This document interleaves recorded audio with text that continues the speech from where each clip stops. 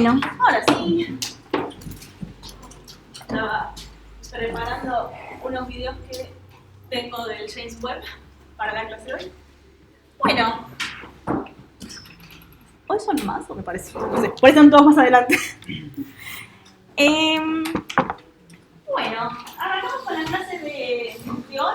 La clase de hoy, no se preocupen si la ven demasiado matemática o...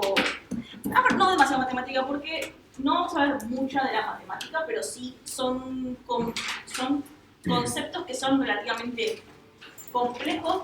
Es más similar a lo que uno ve en mecánica racional, a lo que venimos viendo en la materia, pero me parece que es un tema que es interesante por lo menos a título informativo, a forma de conocimiento general.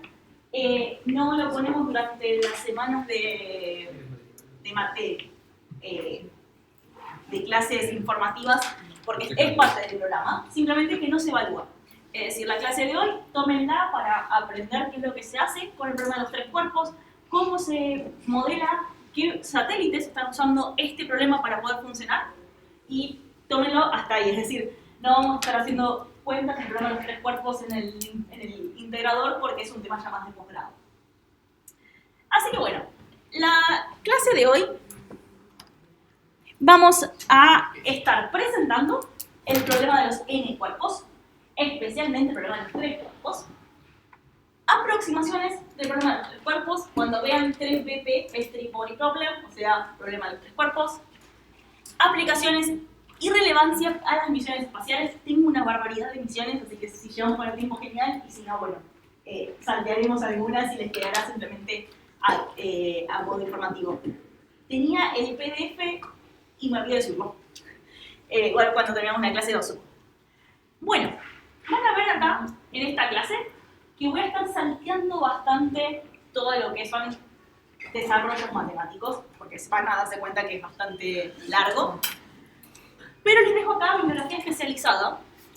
En realidad, básica, Curtis tiene un capítulo muy bueno de mecánica de los tres cuerpos. Lo único que tiene Curtis, que a mí no me gusta personalmente, es que no normaliza las ecuaciones. Y vamos a ver nosotros, yo acá sí las voy a normalizar, porque es lo que se suele hacer.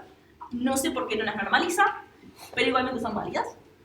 Y Kuhn es un libro avanzado. Es un libro que les recomiendo que lo agarren con cariño, digamos. Porque este libro es buenísimo, porque fíjense que habla de sistemas dinámicos, el problema de los tres cuerpos y diseño de misiones espaciales. Es decir, es muy especializado, todo, sí. Pero es excelente. Si quieren hacer algún cálculo matemático, simulación numérica o algo por el estilo, es el libro que les recomiendo. Bueno, les dejo una observación para más adelante, por si llegan a ver el Curtis. Ya les digo, el Curtis a mí mucho no me termina de convencer el desarrollo que hace, pero es muy entendible, así que es muy bueno. Bueno, vamos a arrancar con ¿qué es el problema de los tres cuerpos? El problema de los n cuerpos es una generalización del problema de los dos cuerpos. O lo podemos ver al revés, ¿no? El problema de los dos cuerpos es un caso particular del problema de los n cuerpos. Es un sistema físico que, sin limitaciones, no tiene solución analítica. De hecho, el que vamos a ver nosotros está altamente limitado y aún así no tiene solución analítica. ¿Qué significa? Recuerden que si no tiene solución analítica, no es que no tenga solución, sino que la única forma de obtenerla es de forma numérica. Eso tenganlo en cuenta. Es decir, no hay solución exacta. La vamos a ver mucho en diseño de misiones espaciales, en casos donde el sistema que nosotros mandemos al espacio interactúe con otros planetas, con otras lunas, con cuerpos pequeños como asteroides, cometas, etc. Por ejemplo, un sistema que van a ver mucho utilizando problemas de los tres cuerpos, en realidad de los n cuerpos, es Júpiter. Porque con la cantidad de lunas que tiene, es muy fácil encontrarse con gravedades compitiendo. Es decir, la gravedad de Júpiter es gigantesca, pero si estamos muy cerca de alguna de las lunas de Júpiter, de repente tenemos gravedades que compiten entre sí para ser el cuerpo dominante. De hecho, si ustedes van al libro de Kuhn, en la introducción les muestra el diseño de, si no me equivoco, fue de Juno, la misión que les mostré hace un par de clases, que hizo toda la exploración, que está haciendo en realidad, toda la exploración de Júpiter y sus lunas. Y van a ver el lío casi. Si se quiere estudiar en detalle, este es un sistema que ya nos sirve armar un sistema de ecuaciones básicos, como vimos en el problema de los dos cuerpos, que si bien es un problema que requiere un cierto entendimiento de la matemática y la física, no es extremadamente complejo. En el caso de los tres cuerpos y para adelante, ya empezamos a hablar de sistemas lagrangianos y hamiltonianos, ¿se acordarán de mecánica racional con mecánica analítica? Manifolds, que también se les dice variedades, que es una forma de determinar la curva óptima entre dos puntos en un espacio 3D. Notación matemática, mucha notación matemática, y cambios de sistemas de referencia no inerciales. Ya acá me faltó no inerciales. Es decir, ya estamos hablando de algo que sería como la continuación de lo que vemos en mecánica racional. Entonces, ya no es un tema ameno para sentarse y leerlo una tarde. Esto ya es un tema que requiere un estudio. Pero se puede plantear de formas más sencillas, como para por lo menos entender de qué se trata. Entonces, vamos a hacer algunas definiciones para entrar en el problema de los tres cuerpos. Todo esto se lo vengo diciendo del tema de que es complejo y todo eso, para que no se asusten si les parece complejo. O sea, pero no se preocupen que acá no vamos a estar viendo la parte compleja, sino que vamos a estar viendo más cómo se aplica. Bueno, algunas definiciones. El sistema más común de los n cuerpos es el problema de los tres cuerpos. Es decir, en general con tres cuerpos alcanza y sobra para hacer cualquier definición de sistemas, a menos que tengamos un sistema muy complejo. Por ejemplo, supongamos que vamos a Júpiter y tenemos todas sus lunas alrededor, lo más probable es que siempre podamos identificar dos cuerpos dominantes. Júpiter y una luna, Júpiter y otra luna. En general, eso es lo que va a pasar. Es rara vez que necesitemos 4 cuerpos o 5 cuerpos. Bueno, generalmente vamos a ver que uno de los tres cuerpos tiene masa despreciable, como pasaba en el problema de los dos cuerpos. Si recuerdan, en los dos cuerpos teníamos un cuerpo gravitatorio y un cuerpo orbitando. Es decir, teníamos nuestra Tierra y nuestro satélite. Acá va a pasar algo parecido, nada más que vamos a tener dos planetas o dos cuerpos y un satélite. Por ejemplo, Tierra-Luna, el satélite, Tierra-Sol, satélite, etc. Hay muchas formas de plantear los sistemas. De hecho, con las mismas restricciones, hay muchas formas de plantear las ecuaciones. Eso ya lo vamos a ver. Pero las aproximaciones más usuales son estas dos. El problema de los tres cuerpos restringido, circular, planar, o acá lo puse planar, circular, restringido. Y después el circular restringido, es decir, le sacamos el planar. ¿Qué significa todo esto? Tenemos acá una especie de glosario. Restringido implica que esta tercera masa es despreciable versus las dos primeras. Es decir, tenemos una masa primaria, M1, y una masa que también puede ser primaria o secundaria, M2. Circular, porque los cuerpos masivos, este M1 y M2, se mueven en una órbita circular alrededor del baricentro entre M1 y M2. Vamos a tener, voy a hacer un pequeño dibujito. Igual, ahora va a haber un dibujo y lo van a ver un poquito mejor.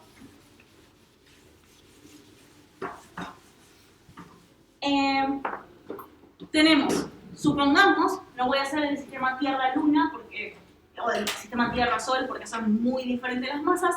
Supongamos un sistema donde la masa M1 tiene una masa similar a la M2, así podemos marcar el baricentro. Vamos a tener un eje, medio, y en el medio, más tirando para este lado porque es un poquito más grande, va a haber un baricentro, ¿no? Este baricentro va a ser nuestro cero.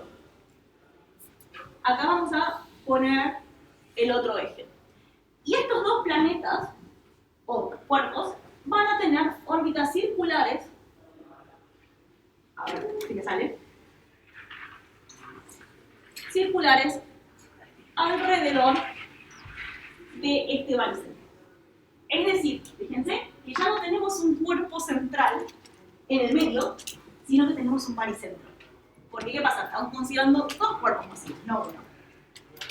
Ahora, la tercera partícula se puede mover en cualquier lado del plano, por mucho que estos dos estén restringidos. Bueno, entonces, restringidos, yo acá usé la palabra incorrecta en decir restringidos. Entonces, delimitados.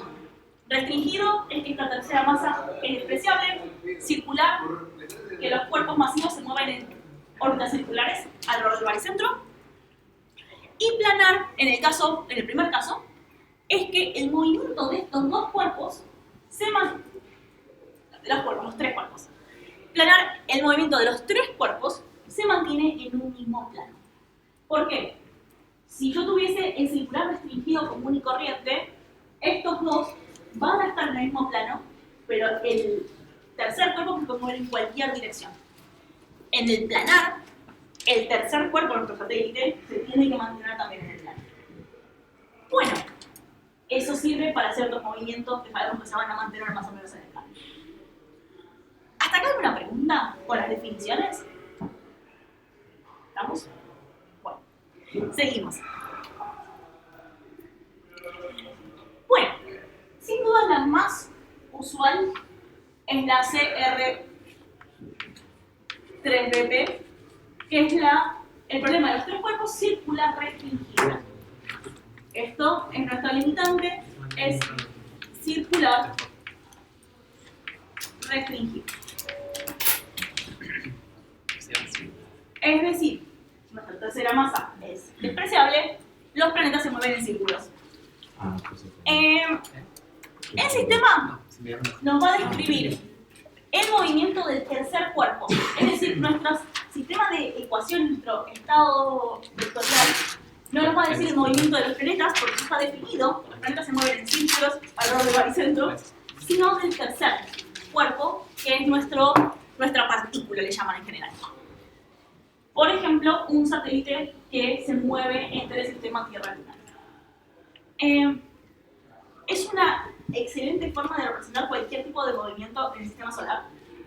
Si bien las órbitas son elípticas, todas son elípticas, algunas son bastante elípticas como la de Marte, es una muy buena aproximación. Es decir, es un sistema suficientemente bueno para poder considerar que sirve para este tipo de movimientos. Especialmente, por ejemplo, Tierra-Luna, por mucho que la Luna tiene una cierta excentricidad, sirven el sistema Tierra-Sol, Tierra-Júpiter, todos estos sirven muy bien. No hay muchas aplicaciones para el sistema Tierra-Júpiter, no, Sol-Júpiter, quise decir. No hay muchas aplicaciones para el sistema Sol-Marte, pero podría haberlas. Yo lo digo por el tema de que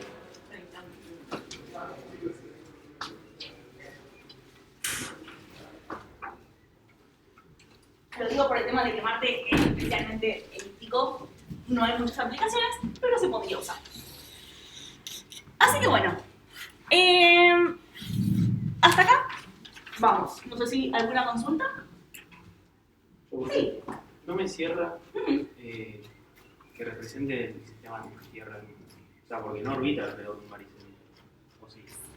De hecho, la Tierra no orbita el Sol, orbita el baricentro entre el Sol y la Tierra.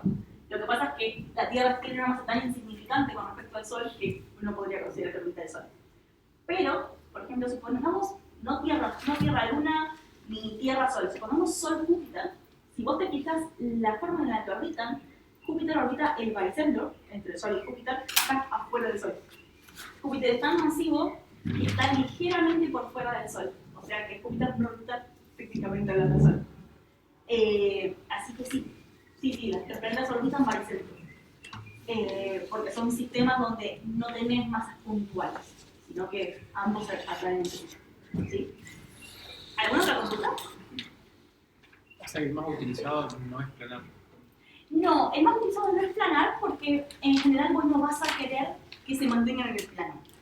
Por ejemplo, ahora vamos a ver un par, vas a ver que la mayoría salen del plano para hacer sus movimientos.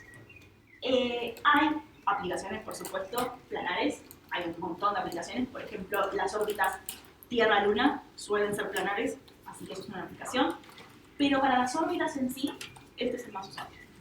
¿Tiene más complejidad que no sea planar? Sí. Imagínate. Sí, porque tenés ahora de repente un movimiento en Z que antes no tenías.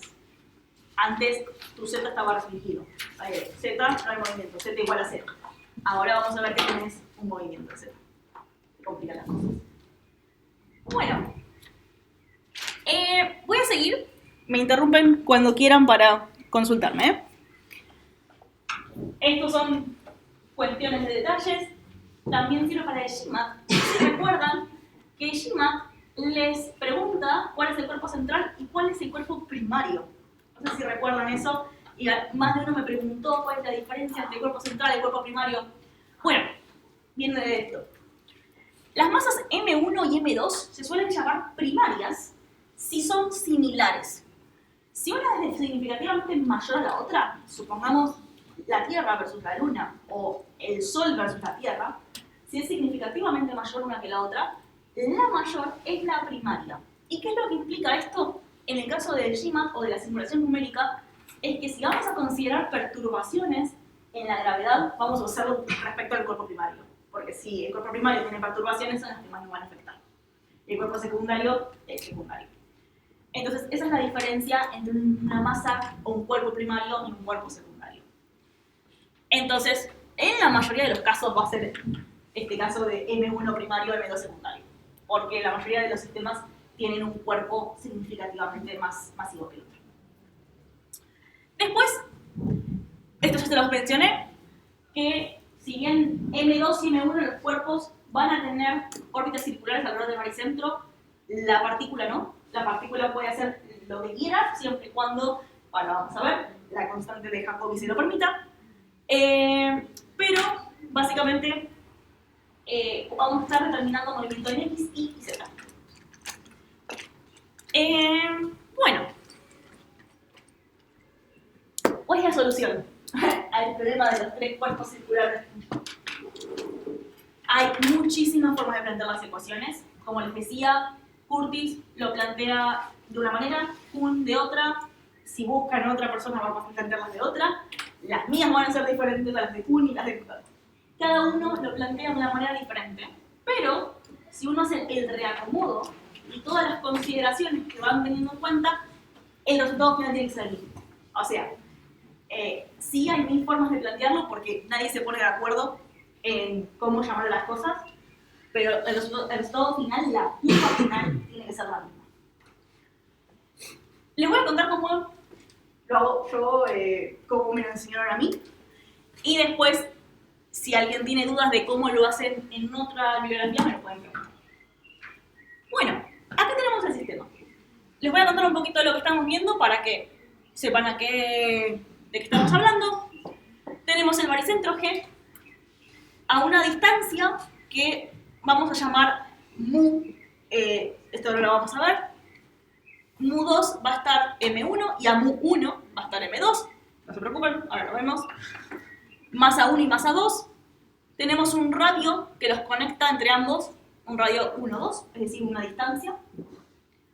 Y después tenemos varias medidas más, como R, el vector R, que nos va a apuntar desde el baricentro a la partícula, y un R1 y un R2, que es la distancia instantánea, un vector, que va desde la masa 1 a la partícula y del cuerpo 2, la masa 2, a la partícula.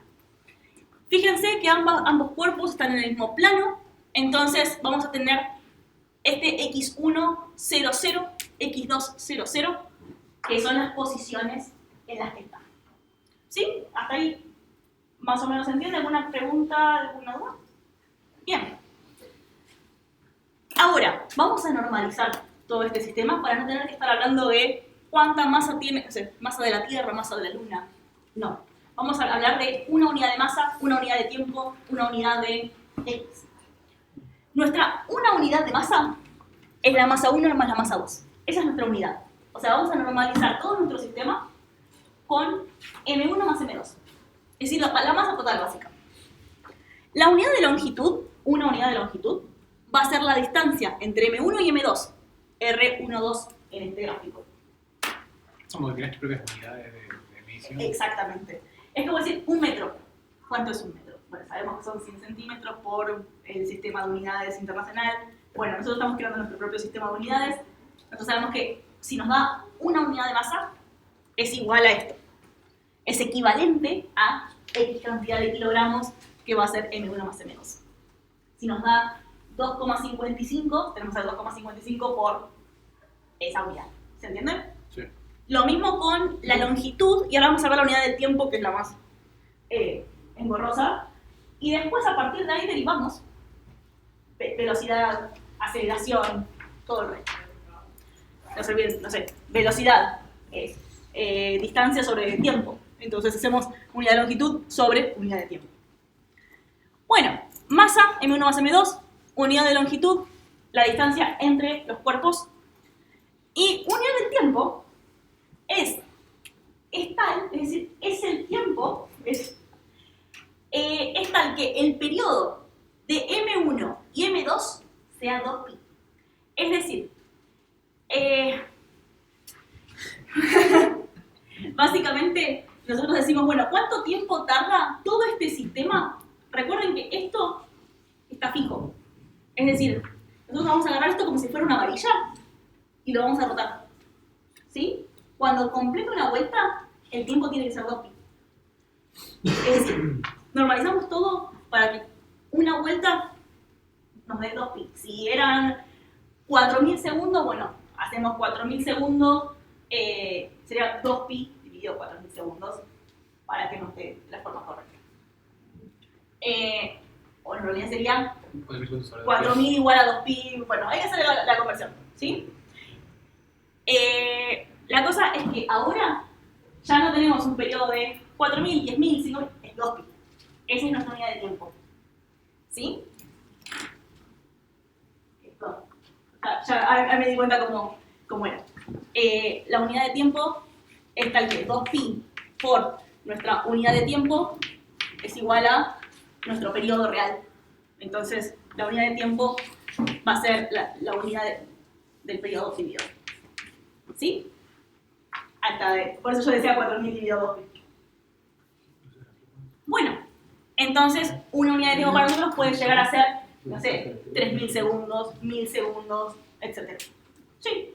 Pero no se podrían desplazar del centro porque ese punto puede correrse incluso relativamente. ¿Vos decís que el baricentro se quebra? O sea, sí. En realidad es un barcón, o sea, es. Puede indicar el vacío que está en la luna, pero aparte se va a correr respecto del sol. Pero aún así, ¿se pueden diseñar o...? Bien, no, porque el baricentro está hecho de tal forma, pensá que es un sistema idealizado, ¿eh? Sistema idealizado, ¿sí?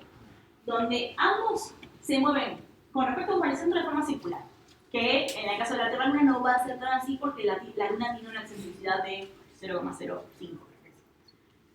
Pero supongamos que fuera circular. Acá lo que va a pasar es que el baricentro entre ambos, si no cambia la distancia, porque es circular, se va a mantener fijo. Entonces el baricentro está fijo y el movimiento entre ellos va a ser tal, por la forma en que lo definimos, que el baricentro es fijo. ¿Sí? Es decir, pensá que esto lo estamos restringiendo. Es decir, por eso son casos aproximados. Y el hecho de que todo el sistema se mueva respecto de otro cuerpo está totalmente olvidado. Sí, por supuesto. Esto estamos diciendo, Tierra-Luna existe en un vacío. O Tierra-Sol existe en un vacío, no existe Júpiter. ¿Sí? Eso sería porque no habría fuerzas externas en el sistema. Exacto. No hay fuerzas externas. ¿Uno podría meter fuerzas externas? Sí, pero dejaría de ser un problema de los tres cuerpos. Un poco como dejaría de ser un problema de los dos cuerpos idealizado. Podría ser un problema de los tres cuerpos y le sumamos una aceleración de perturbación a las aceleraciones que vamos a obtener ahora. ¿Sí? Sí. Entonces se plantea realmente el baricentro del sistema Tierra-Luna. ¿Perdón, cómo? ¿Dónde se plantearía generalmente el baricentro del sistema Tierra-Luna? Bien. Ahí voy a eso porque no me di cuenta que iba a responder tu pregunta, pero lo siguiente es lo que... lo siguiente no. Lo próximo que tenemos acá te digo cómo queda aquí. Bueno, es por palanca igual. Distancia, masa, y le encontrás el baricentro. Igual que hacíamos en estructuras o cosas así. ahí les digo. Bueno, con todo esto vamos a tener que, de chapa, digamos, de casualidad, por así llamarlo, nos queda que la constante de gravitación universal es igual a 1 y el movimiento medio n también es 1. Esto, lo de 1, es bastante fácil de ver, porque si tenemos 2pi en 2pi unidades de tiempo, n es igual a 1. Es decir, estamos moviendo una unidad, un radián por segundo sería. Y la constante de gravitación es un poquito más complicada de ver, pero con todo lo que hicimos nos termina dando 1. Y esto es lo que me gusta de este sistema, que por ahí Curtis no lo tiene porque no normaliza. Entonces tienen que tener en cuenta la constante de gravitación, tienen que tener en cuenta movimiento medio y todo eso. Ahora, ¿cómo determinamos fácilmente el baricentro? Es nuestro único parámetro en el sistema, que es el parámetro de masa, que le llamamos mu. No es el mu de gravitación universal. Algunos le dicen pi, para mí es peor decirle pi que decirle mu, es decir, más confuso todavía. Hay otros que le llaman p, bueno. No se preocupen si lo ven con otra notación en otros lugares, fíjense qué notación están dando ahí particularmente y listo. Yo en mi caso le digo mu. Mu es igual, en la forma en la que lo definí yo, m2 sobre m1 más m2. ¿Y qué es esto? Es el brazo de palanca de el m1, el cuerpo 1. Si ustedes acá calculan cuán lejos tiene que estar el cuerpo 1 del baricentro para que esto esté balanceado, es esto. Es masa 2 sobre la masa total. Y esto, por eso yo les decía, esto es mu2, porque la masa 2 está arriba, pero nos determina la distancia de esto. Es casualidad, pero vamos a ver otra cosa, pero acá, esto va a ser mu2, y acá va a ser mu1. ¿Sí? ¿Y el de ahí es mu2? Sí, este es mu2, de hecho, no lo puse acá directamente porque hay que asumir que M1 es mayor a M2. Ustedes podrían tener en el caso donde M2 es mayor que M1 porque le pisaron la nomenclatura, supónganse, porque en general M1 siempre va a ser el mayor. Pero si suponemos que M1 es mayor que M2, entonces mu1 es 1 menos mu y mu2 es mu. ¿Sí? Yo sé que me da un trabalenguas, pero ¿se entiende? ¿Alguna consulta, alguna duda? ¿Algo que sí? O sea, ese mu sería el más chico, el mu solo. Sí, déjame que lo escribo por acá. Entonces, mu1 es igual a 1 menos mu. Mu2 es igual a mu, donde esto es igual a m2 sobre m1 más m2. ¿Sí? También no. Sí. Lo que vamos a ver, como este mu es menor a 1, es que esta distancia va a ser mayor que esta. Disculpen, esta distancia va a ser menor. Esta distancia va a ser menor que esta. Entonces, sí, también. Sí. Esta distancia siempre va a estar más lejos que esta. ¿Sí? ¿En qué momento se normalizó la distancia entre masas? Es que no se normalizó. Esta es nuestra distancia. Fíjate, la unidad de longitud nuestra es R1, R12. Y eso vale 1. Eso vale una unidad, sí. Eso es una unidad para nosotros. No es que vale 1, no es que es un metro, pero sí es una unidad de longitud. ¿Sí? O sea, que mu más mu tiene que haber 1. Sí. Esto. Sí. Mu más mu es 1. ¿Sí? Que tiene sentido. Porque si yo sumo estos dos, esto está negativo, esto está positivo, da 1. Y de hecho, uno podría calcular ese mu1 poniendo un m1 acá arriba. Y también tiene que dar 1. Claro. Acá hay diferentes formas de calcularlo, pero siempre tiene que dar 1. Sí. ¿Alguna otra consulta? ¿Estamos? Bueno, igual, no, si me tienen que volver a preguntar, me preguntan de vuelta, no hay problema. Bueno, acá realmente yo les voy a saltar con un sistema de ecuaciones, si lo quieren ver desarrollado, está en Curtis y Kuhn, que lo pueden consultar. Les recomiendo que hagan ese orden, si los quieren consultar, primero Curtis, después Kuhn. Bueno, en general, el movimiento va a estar descrito usando un sistema de referencia en rotación. Es decir, nosotros cuando vemos esto graficado, los planetas van a ser fijos, es decir, los planetas van a estar siempre en el mismo lugar. Y lo que va a rotar es el sistema en general. Es decir, es un sistema de referencia no inercial. Entonces, cuando nosotros grafiquemos, tendremos que tener cuidado que en realidad esto en la realidad, esto en verdad no va a tener esa imagen cuando lo veamos desde un otro sistema de referencia inerciales como los que veníamos usando. Entonces, fíjense que esta masa rota alrededor del baricentro, esta masa rota alrededor del baricentro, pero nosotros vamos a considerar fijas, comillas, y el resto es lo que se va a mover. Entonces es no inercial. El movimiento lo vamos a expresar, el movimiento de la partícula, lo vamos a expresar respecto al baricentro de las masas M1 y M2. Que de hecho las masas M1 y M2 ya una vez que está todo armado no se grafican más allá de poner por ahí un puntito para decir que están acá. Y ahora vamos a ver cómo se ve. Pero la realidad es que si bien suena un sistema complejo, es la forma más fácil de representarlo. Porque imagínense que además del sistema de la partícula, o sea, el movimiento de la partícula, tuviéramos que representar además la rotación de los satélites, de los planetas, la interacción entre ellos, etc. Estamos simplificando de cierto modo nuestro sistema de referencia. O sea, vos Sí. pones tu centro en el baricentro, pero gira con los planetas. Exacto. Pero se podría hacer sin girar y que sea inercial. Sí, por supuesto. Obvio. No sé si esto, cuando yo tuve mecánica racional con Martín Idiar, él siempre decía, a ver, los sistemas de referencia los pueden elegir como quieran. El que más te convence. El que más te convenga. No pasa. De hecho, este es el más usual, pero se podría. Voy a mostrarles un par de ejemplos de cómo se ven no inercial, inercial y todo. Vamos a ver cómo se ve.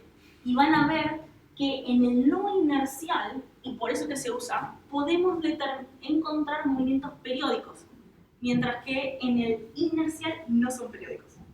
Entonces, acá vamos a poder, por ejemplo, encontrar, ya lo vamos a ver, acá movimientos periódicos alrededor de lo que llamamos un punto de liberación, que no los encontraríamos si esto estuviera todo girando. Es como la Lagrangiana.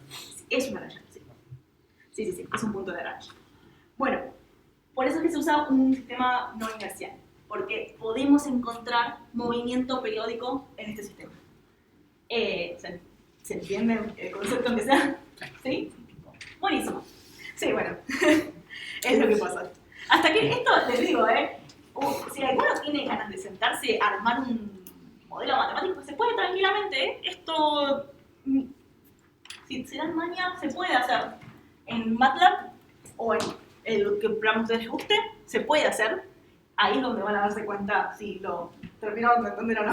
Es un tema complicado. Bueno, ¿cuáles son las ecuaciones de movimiento? Básicamente son estas. Tenemos una aceleración en X, en Y y en Z.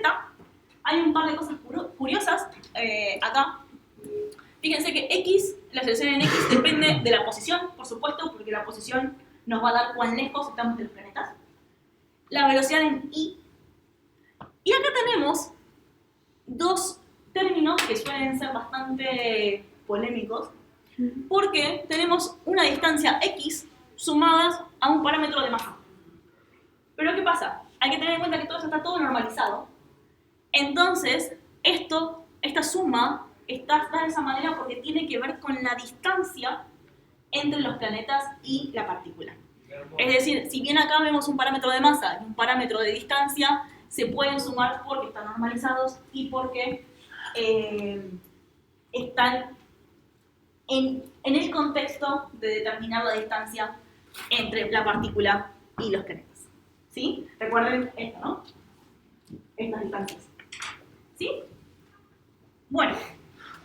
Después, la aceleración en Y también depende de la posición en Y y de la velocidad en X. Son mutuamente dependientes. Y la aceleración en Z depende solo de Z. está buenísimo, va a depender, entre comillas, de la distancia entre los... Va a depender de la distancia entre los planetas, porque tenemos el mu1 y el mu2, pero no va a depender del resto de las coordenadas de la posición del satélite. Bueno. Entonces. Bien. Ahora vamos a ver por qué nos interesa esto de tener la aceleración en Z y solamente dependa de Z. Estas ecuaciones, así como las ven, si bien no son tan complejas, es decir, uno puede más o menos imaginarse en su cabeza resolviéndolas, quizás, es decir, no son tan complejas, pero no son integrales. Es decir, no tienen solución analítica, no tienen solución exacta. Pero no son tan complejas de resolver numéricamente. Se puede resolver numéricamente con relativamente pocos recursos computacionales. Yo las resolvía en mi computadora de mi laptop, esta, de hecho. Así que imagínense que no insumen muchos recursos. En el peor de los casos, porque mi código estaba horriblemente optimizado, tardaba 15-20 minutos, pero si alguno se da más maña y lo hace a menos a fuerza bruta como lo hacía yo, seguramente le pueda tardar un par de segundos. Pero sin resolverlo siquiera, podemos obtener buena información sobre el comportamiento del sistema. Es decir, sin hacer ningún tipo de resolución de las ecuaciones. Por ejemplo, podemos obtener...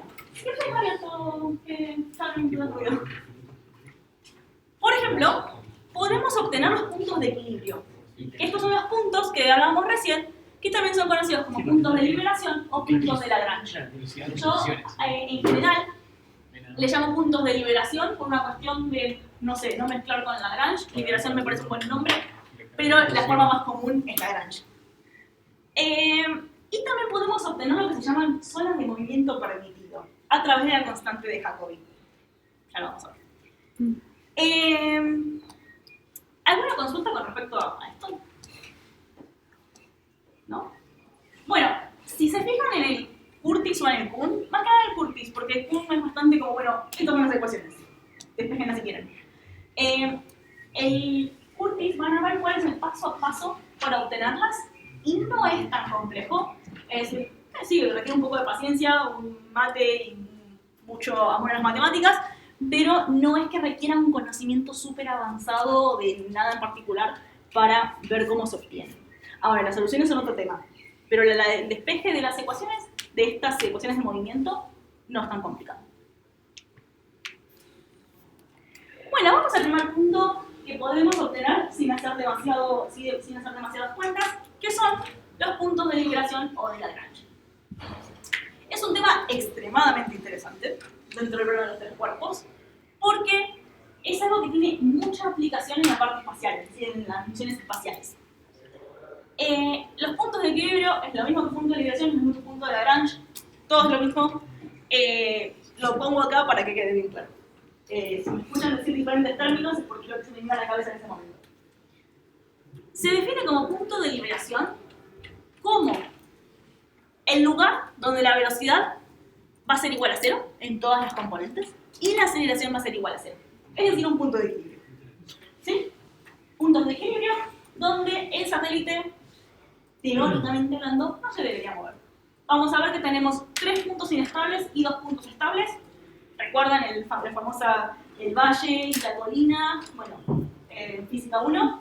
Es decir, tenemos 3 puntos, L1, L2 y L3, que van a ser inestables. Si un punto está ahí y sufre una mínima perturbación, se va a caer y se va a ir hacia uno de los costados. Y 4 y 5, que son estables. A los L1, L2 y L3 se los conoce como colineales. Estos 3, 1, 2, 3. Y 4 y 5 se los llama como equilaterales. Fíjense que los puntos de Lagrange se mueven con el sistema. Acá ustedes van a ver que yo los voy a representar como puntos fijos en el sistema este, pero recuerden que todo este sistema está girando, así, de esta manera, ¿no?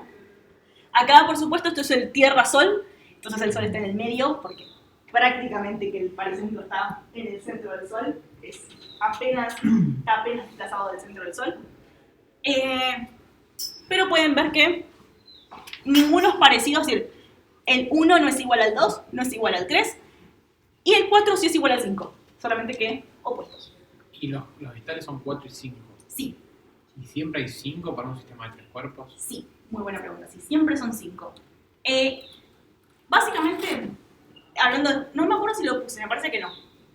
Pero hablando en términos generales, el 1 es casi que el que se obtendría, casi, no es ese, pero no es ese, exactamente. El que se obtendría, suponiendo que donde se igualan las gravedades. Ese es el 1. El 2 y el 3 es el equivalente a una órbita geoestacionaria. Es decir, es el punto donde las fuerzas centrífugas se igualan.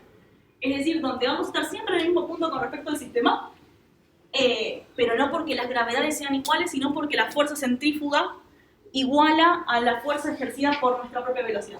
Técnicamente el baricentro no sería un punto de equilibrio, porque siempre está fijo. Bien, esa es una buena pregunta. Y la verdad no es un punto de equilibrio, pero no sabré responderte por qué no. Es decir, entiendo que las fuerzas no están equilibradas. Las fuerzas no están equilibradas, simplemente es un punto que vos agarraste y dijiste, bueno, te lo dejo fijo y básicamente le pego giro todo alrededor de este punto. Pero no es que sea un punto de equilibrio. No para la partícula, que es lo importante. Claro. ¿Sí? Bueno, y L4 y L5 son los puntos donde se iguala tu fuerza centrífuga, la velocidad, con las gravedades de ambos planetas. Básicamente, si yo, muy parecido a lo que sería el punto, ¿se acuerdan el C22? Que nos generaba este drift, esta deriva en órbita geoestacionaria, que en un punto era estable porque si nos íbamos más por los costados nos tironeaba de tal forma que nos volvíamos al punto y nos íbamos para el otro. ¿Se acuerdan de eso? Es lo mismo. Es exactamente lo mismo, pero con otro cuerpo. ¿Sí? Bueno. O sea que de estos hay un montón, porque tenés 5 por cada combinación planeta-sol. Sí. Y por cada combinación planeta-planeta también. No, planeta no, porque no giran uno alrededor del otro. Si estuvieran suficientemente cerca, no porque no giran con respecto a uno al otro. No, sí. Estaba pensando a ver si por ahí. Pero no. Sí puede llegar a ser un sistema de asteroides o algo por el estilo, eso sí, que estén suficientemente cerca o algo por el estilo. Pero sí, cada Sol, planeta, cada planeta luna, es decir, Júpiter con sus tantas lunas, Saturno con sus tantas lunas, etc. Sí. Sí, sí. ¿Qué web está en L4? L2. L2. Sí, vos sabés que no hay ninguna misión L4 y no sé por qué. Pero el gas no es inestable. Claro. Sí. Ahora lo vamos a ver. No se preocupen que vamos a hablar de ese tema. Bueno, sigo porque vamos a seguir hablando de puntos de liberación. L4 y L5 son relativamente sencillos de obtener. Bueno, primero que nada, antes de pasar al L4 y L5, como Z solo depende, la aceleración en Z solo depende de Z, hacemos que Z igual a 0, nos da aceleración 0, nos da velocidad 0, todo 0. Entonces sabemos que los puntos de liberación están en el mismo plano que nuestros cuerpos. Es decir, es todo un sistema planar. Y por eso es que el cuerpo, es que el problema de los 3 cuerpos planar es bastante usado. Porque todo este sistema se puede representar bastante bien de forma planar. Bueno, por eso no se los dije, me parece, el plano Z0 es el plano de rotación de los planetas. Es decir, uno con respecto al otro es donde gira. ¿Sí? Bueno, encontrar los puntos L4 y L5 es relativamente sencillo. Tenemos Z igual a 0 y nos dan estos resultados. Es decir, tenemos que encontrar, es un sistema de 2 ecuaciones básicamente, y tenemos que encontrar en qué puntos x2 puntos y x puntos se vuelven 0. Y bueno, tenemos esto. Como ahora lo volvemos un sistema planar, porque z es igual a 0, el sistema planar sí tiene solución analítica y lo podemos resolver. ¿Sí? Ahora, los puntos colineales son un poco más complejos. Pareciera que no, pero como los 3 están relacionados, ahora de vuelta tenemos z igual a 0, es un sistema que se puede resolver. Pero para obtener que L1, L2 y L3 tengan x0, x.0, y.0, etc., x puntos y 2 puntos, es una función que tenemos que resolver y encontrar las raíces.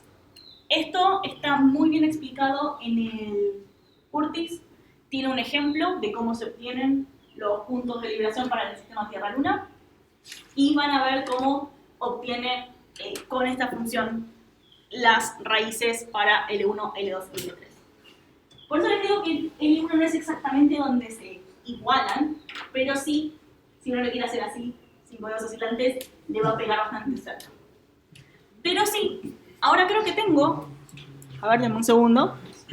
Ah, bueno, fíjense acá si los muestro. Está bien. Recuerden que todo esto está hecho por ecuaciones potenciales, es decir, no es que es tan sencillo como decir, bueno, acá se igualan, acá se igualan, acá se igualan. Porque no es lineal, es un sistema caótico. ¿Sí? Ese GIF está simplificando diciendo que el baricentro está muy cerca del Sol. Sí. Porque si no sería medio diferente. Probablemente sería bastante parecido, pero lo que pasa es que sí hay que alejar un poquito el Sol del centro. ¿Sí? Ah, pero el círculo, el otro círculo sería el mismo, digamos. Sí, el otro está círculo 3, es- 4, 5. Sí, exactamente. Sí. Sí, acá lo único que simplifica es que el Sol, como está hecho tan grande, está bastante como ocupando todo el medio. Pero es un GIF simplificado, pero bastante preciso. ¿Sí? Bueno, les muestro rápidamente el ejemplo Tierra-Luna, que está en el Curtis. Ya les digo, en el Curtis está explicado perfectamente. Tenemos los parámetros M1, que es la masa de la Tierra, M2, masa de la Luna, la distancia entre la Tierra y la Luna. Fíjense, esto tendría que ser 10 a la 5, me quedó abajo. Fíjense que esto está simplificado, esta es la distancia, este es el semieje mayor aproximado, promedio, de la Tierra-Luna, porque no es una órbita de lo que llamamos una órbita kepleriana, la de la Luna, la Luna tiene una órbita bastante cambiante, pero bueno, aproximado. Y con esto, el mu, calculado como M2 sobre la masa total del sistema, nos da 0,01. Este es el mu 1. Es decir, a esa distancia estaría la Tierra del centro de nuestro sistema. Ese sería mudoso, ¿no? Disculpa, mu 1, de mu 2. Mu 2. Mu 2, que es la distancia de la Tierra. ¿Sí? Sí. Mu 2, que es la distancia de la Tierra, 0,01. Y si nosotros vamos para el otro extremo, la Luna estaría a 0,98 y pico. ¿Sí? 0,98,8. O sea, ahí ya podés decir que más o menos la Luna orbita la Tierra y ya está. Exacto. Sí. Ahí fíjate que es una distancia muy significativa, o sea, es una diferencia al baricentro muy significativa, casi que si vos haces zoom para afuera no te das cuenta que la Tierra está fuera del baricentro. ¿Sí? Es más, Está dentro de la Tierra.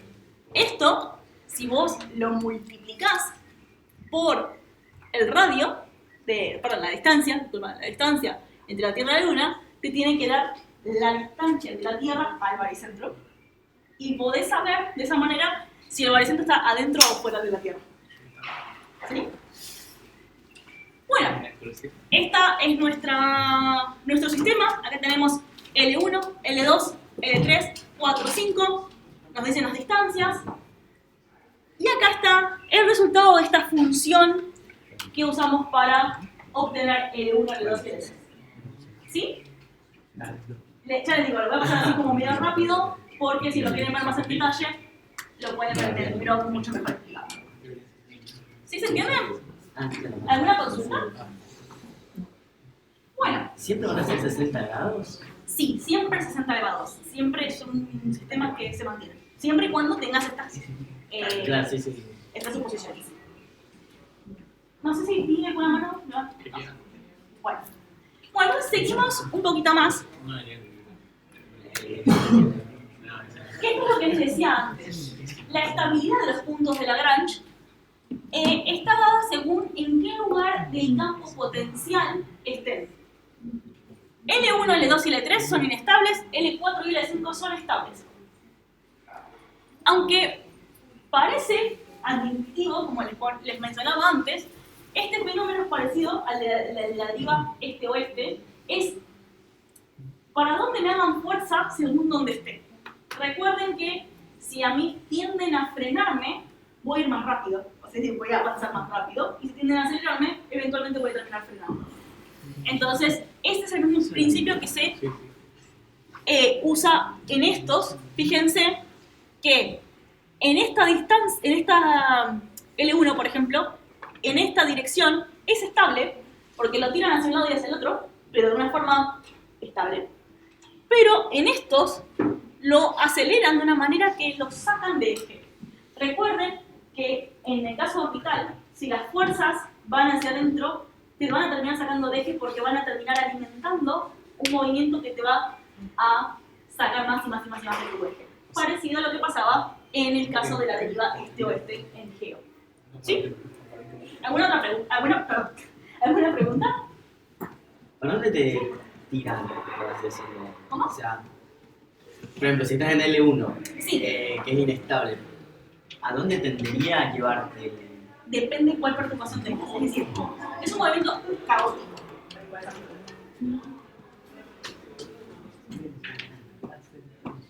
Esto es un movimiento caótico, literalmente hablando, ¿verdad? Es decir, altamente dependiente de las condiciones iniciales. Es decir, dependiendo de las condiciones iniciales que vos tengas, para dónde tiren tu cero, básicamente, es decir, si tenés 0,00001 o 0,0099, va a ser si vas a ir para la Tierra o para el Sol en este caso. ¿Sí? Pero para alguno de los dos lados te va a tirar. Te va a sacar del sistema. Ahora les voy a mostrar con la constante de Jacobi que pueden ver para dónde se puede volver inestable un sistema. ¿Sí? Bueno. Algo que me olvidé de decirles. Los L4 y L5, si bien no se usan mucho para misiones espaciales, no sé bien por qué, supongo que será porque es difícil de llegar, sí se pueden ver mucho en astronomía por los asteroides troyanos. Los asteroides troyanos son los asteroides que están principalmente en Júpiter, que orbitan esos puntos naturalmente. Es decir, Júpiter nos ha salvado de muchos impactos de asteroides por sus L4 y L5. Sí, hay una discrepancia igual de eso. Bueno. Que puede ser que los atraiga también por la masa que tiene. No, pero después quedan atrapados en el L4 y el L5. O sea, eso... Después podemos discutir. No, pero es el clásico ejemplo. Si ustedes se fijan en cualquier libro de texto, es el clásico ejemplo del caso de los troyanos.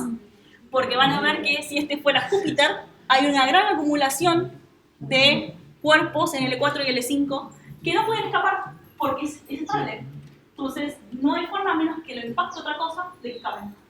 Así que bueno, ese es un caso que se suele ver mucho el L4 y el L5. ¿Sí? ¿Alguna pregunta hasta acá? Sí. ¿Son tan grandes esas zonas, sobre todo el 4 y el 5? Sí, como es estable, ahora lo vamos a ver, llega un punto donde vos te acercás lo suficiente que es parecido a lo que sería una captura planetaria. Si vos tenés la velocidad correcta, te captura. ¿Sí? Sería como dando vueltas. Sí. Con el L3 puedes sacar. Bien, no. L3, como es inestable, ¿sí? L3 es casi un punto. Y en realidad vos no vas a orbitar el punto, vas a tener una órbita halo. Ahora vamos a ver. Una órbita halo, o halo, en realidad halo sería en inglés. Una órbita halo que va a estar alrededor.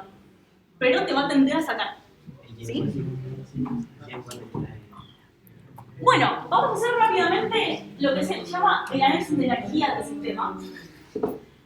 Que en el problema de los dos cuerpos es relativamente sencillo. Esto lo hemos hablado por mucho que fuese por arriba. El tema de que si la energía mecánica del sistema, la energía total del sistema, es menor a cero, el movimiento está limitado, ya sea en una órbita circular o elíptica.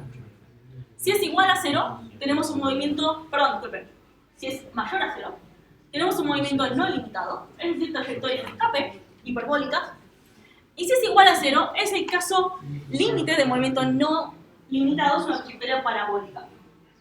No existe, pero es un caso ideal. En el problema de los tres cuerpos, el análisis se vuelve bastante más complejo y hay 5 casos que se relacionan con la energía necesaria para alcanzar cada punto de Lagrange. Ahora lo vamos a ver en las siguientes diapositivas. Dependiendo del nivel de energía que traiga una partícula, va a tener una zona de movimiento permitido diferente, que ahora lo vamos a ver que está en blanco, en la próxima imagen ahora lo vamos a ver, y zonas a las que no podrá acceder porque no tiene energía suficiente para llegar a esas zonas, ¿sí? Las curvas que separan una zona de las otras se conocen como superficies de velocidad cero. ¿Por qué? Es lo parecido a lo de un péndulo. Si yo a un péndulo le doy una cierta energía, va a llegar a un cierto punto y va a volver, y va a volver, y va a volver. En los extremos tiene velocidad igual a cero. Esto es lo mismo. Ahora vamos a ver un GIF donde vuelve y vuelve y vuelve el satélite. Así. ¿Sí? Llega la curva. No, fue un mandala. Sí, básicamente, sí, si lo dejas correr es un re lindo mandala, sí. Acá lo que vemos es, acá llaman región prohibida a esta parte multicolor, y la parte blanca es la parte que puede acceder. Fíjense que cuando toca, las curvas de velocidad cero vuelven. Hace un péndulo, básicamente. Si ahora de repente pasara que en vez de pegarle acá, le pegase acá en el medio, seguiría de largo. Porque según esta curva, acá tiene un movimiento permitido. Es decir, puede pasar. Lo que pasa es que como no le pegó justo a esa parte, no pudo seguir. ¿Y por qué ahí cambia? Porque está el otro cuerpo, ¿no? El otro cuerpo que lo termina trayendo. ¿Sí? Ahora les muestro cuáles son el resto de las probabilidades. Las posibilidades. Bueno, acá tenemos los 5 casos. Este es un ejemplo con mu igual a 0,3. Va a variar según el mu, según este parámetro. Va a variar porque, por supuesto, son sistemas diferentes. Las zonas grises son aquellas donde la partícula, en este caso P, no va a poder acceder. Es decir, si tuviese una energía E menor a E1, o podría estar afuera o adentro de cada uno de los sistemas. Básicamente, una órbita Leo, una órbita lunar o una órbita heliocéntrica que no entra al sistema Tierra-Luna. ¿Sí? O sea, que Básicamente. tampoco puede entrar ahí. Es medio complejo. A ver, si le pasa justo por el medio, probablemente pueda entrar, pero va a seguir entrando. Porque digo, ¿por qué es lo que le evita entrar? Si tenés la gravedad de M2 y de M1, como no tendría que entrar. Sí, bueno, en realidad a mí mucho no me gusta que está fuera, porque es un caso, imagínate que es un caso donde vos estás aislado de todo, ¿sí? Entonces no tenés un sol, no tenés nada que te atraiga de otra manera. Entonces básicamente lo que está diciendo es que vos acá podrías tener una órbita de esta manera, considerando M1 más M2 como un cuerpo central, pero no podés cruzar por el medio. ¿Se entiende más o menos? Porque si cruzas por el medio te traería uno de los dos, ¿no? Y no tenés energía suficiente para hacer ese movimiento. Es básicamente, yo lo veo mejor diciendo, a ver, si estás en M1, es órbita cerrada en M1, si estás en M2, órbita cerrada en M2. ¿Sí? No podés cruzar entre uno y el otro. Después, si la energía está entre E1 y E2, E1, recordemos que en este caso, si es menor a E2, vamos a tener un caso donde vamos a poder tener una trayectoria entre ambos planetas. Es decir, vamos a poder pasar por lo que se llama el L1, ¿sí? El punto de liberación 1. Entonces, por ejemplo, la trayectoria de la Tierra a la Luna. Es decir, en Apolo 8, el famoso 8, justo en Apolo 8 hicieron esa trayectoria. Bueno, esa trayectoria que va y vuelve es esto. Es un problema de los 3 cuerpos, donde hay una trayectoria con una energía tal que va a la Luna, no baja a la Luna, y vuelve. ¿Sí? Entonces, ¿qué pasó? No tiene energía suficiente para salir del sistema. ¿Qué es lo que pasaría si la energía fuese mayor a E2, pero menor a E3? Entonces acá podríamos acceder al punto de liberación 2 y podríamos escapar del sistema Tierra-Luna, pero no, escapar no en realidad, podríamos salir de este sistema Tierra-Luna de esta manera y podríamos llegar al punto de liberación 2. ¿Sí? Después, si es mayor a E3, pero menor a E4, podemos acceder al punto de liberación 3.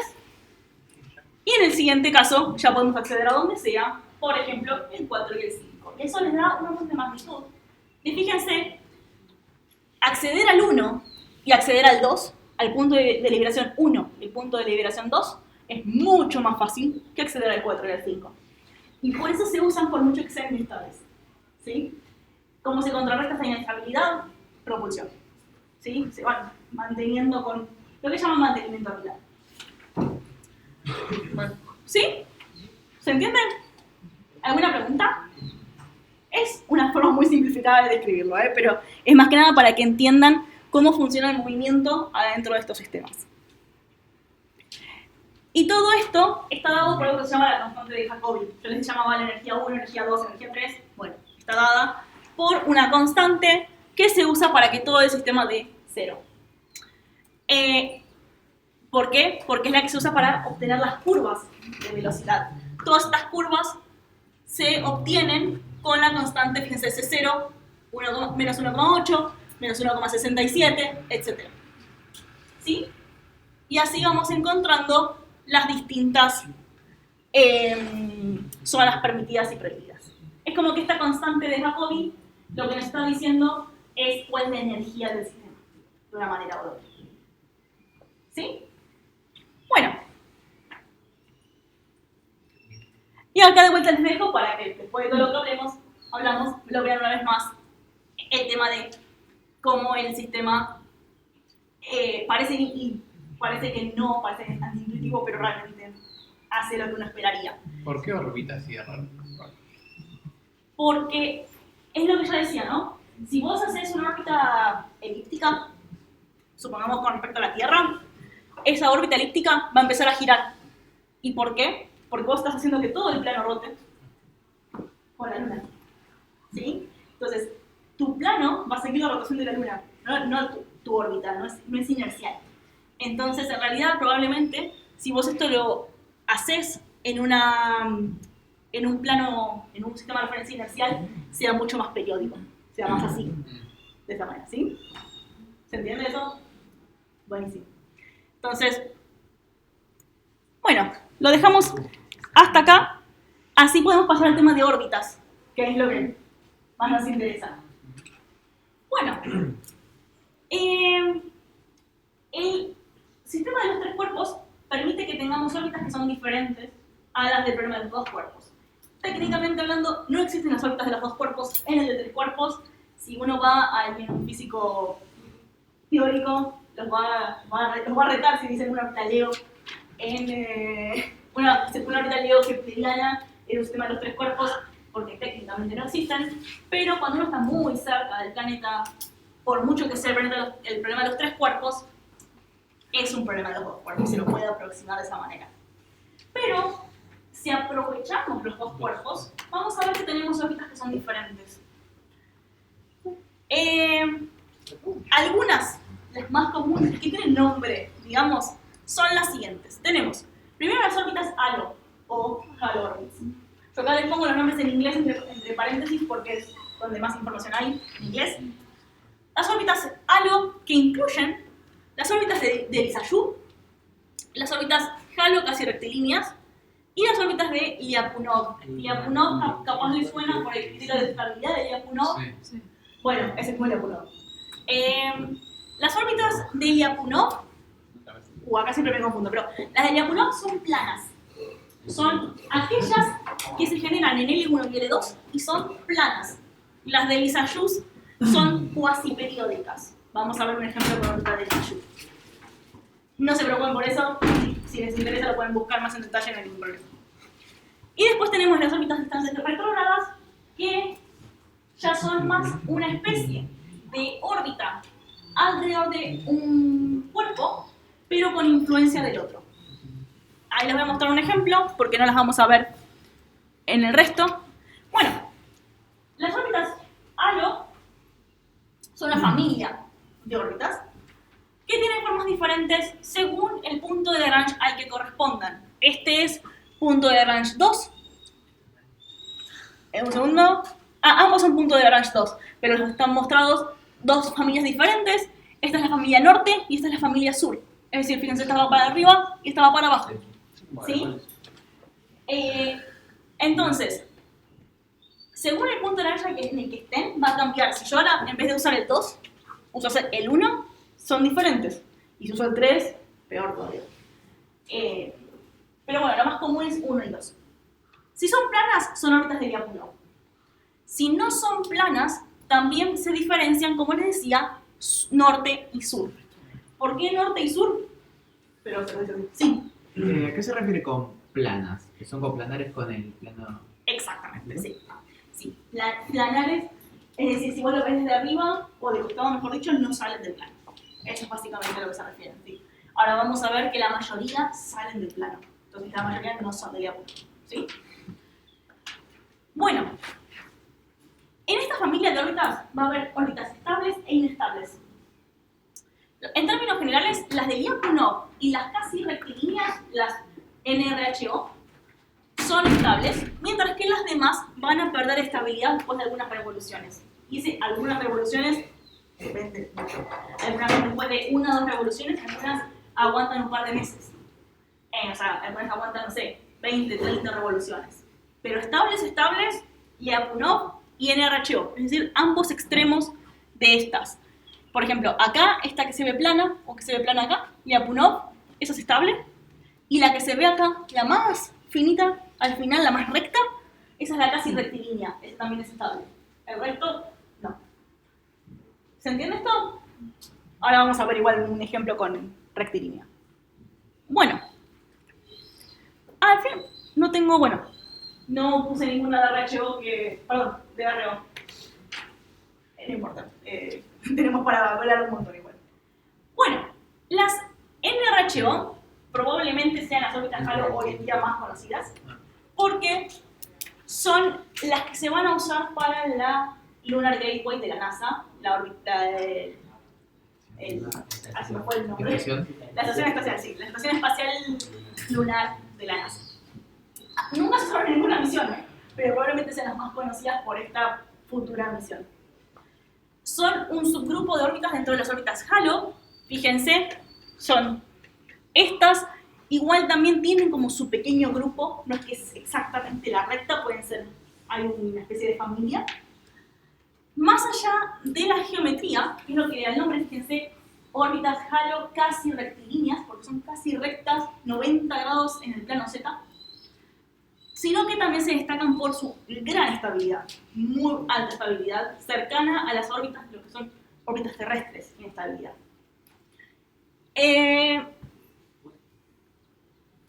No sé si me van a hacer alguna pregunta. ¿Por qué pareciera que orbita la luna esa? No orbita los puntos L1. Bien, eso es una muy buena pregunta. No orbita la luna en realidad. Orbita el que les dé el nombre. Fíjate, acá vamos a tener son de L2. Fíjate, ahí está, L2, y estas son las de L1. En realidad orbitan L2 y L1, pero están tan cerca de la luna que se las puede considerar prácticamente órbitas lunares. Y por eso a la NASA les gusta poner esta estación en la luna. ¿Sí? De hecho, pasan muy cerquita de la luna.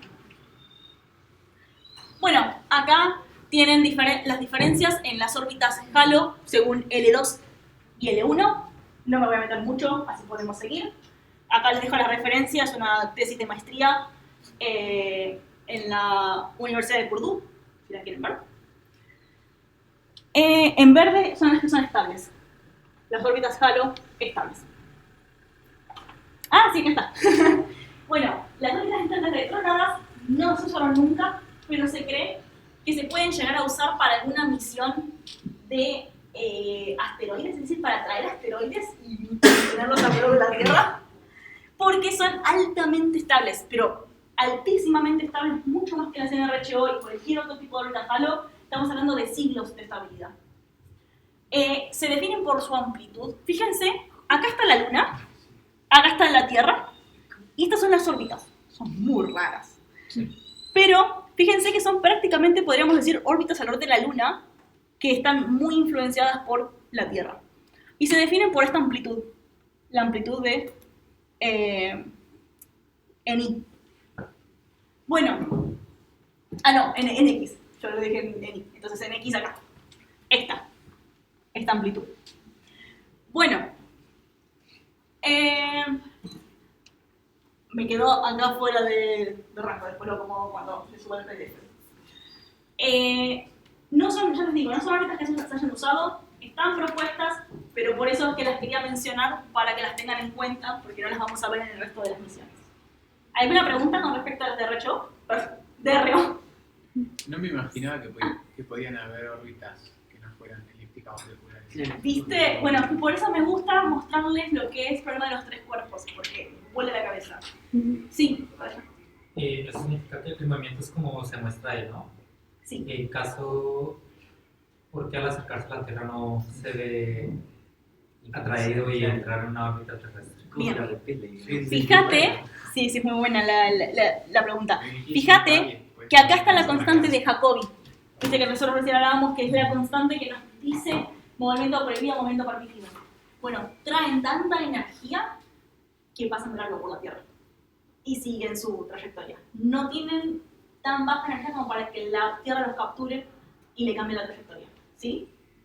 Fíjate que cuanto más, bueno, acá está más chico el número, sí, hay que ver cómo lo definió la constante de Jacobi, pero bueno, cuanto más chico el número, más alta es la estabilidad, por así decirlo. Entonces, sigue de largo, básicamente. Sí. ¿Está exagerada la escala o es así? No, es así. Está muy alejado, ¿no? Sí, por eso son órbitas distantes.